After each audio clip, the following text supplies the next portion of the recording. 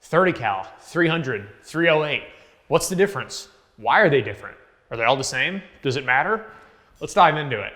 Oftentimes when you hear a caliber family described, you will hear multiple measurements on what's really going on there.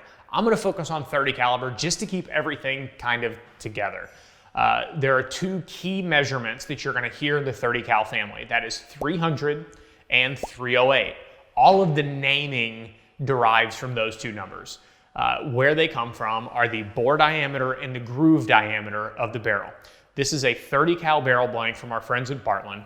And if you were to take pin gauges and ID mics, you would find that the diameter of the bore is 0.300 and the diameter of the grooves is 0.308.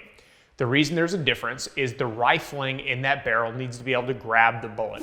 Rifling was the major technological advancement that moved us out of standard smoothbore ball muskets.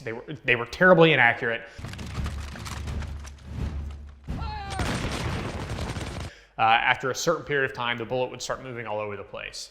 Adding some twist inside the barrel, or the rifling, allowed a bullet to gain a level of stability that would let it fly further, more accurate. It made the rifle a much more viable weapon in war. So having a bullet, the diameter of any 308 or .30 cal bullet, saves some 309 or 310 stuff from olden days. Any modern .30 cal bullet has an outside diameter of 0.308. This allows there to be 8 thousandths of diametric engagement between the lands of the rifling and the bullet. You got to grab the bullet so that you can spin the bullet and get that spin that allows it to fly further. There are also very deep rabbit holes to get into of is 300 the right bore diameter, or should you do 3005 or 301? That's 10,000 pages on Accurate Shooter that you could get into and decide exactly what the right bore diameter is if you want to chase those ghosts.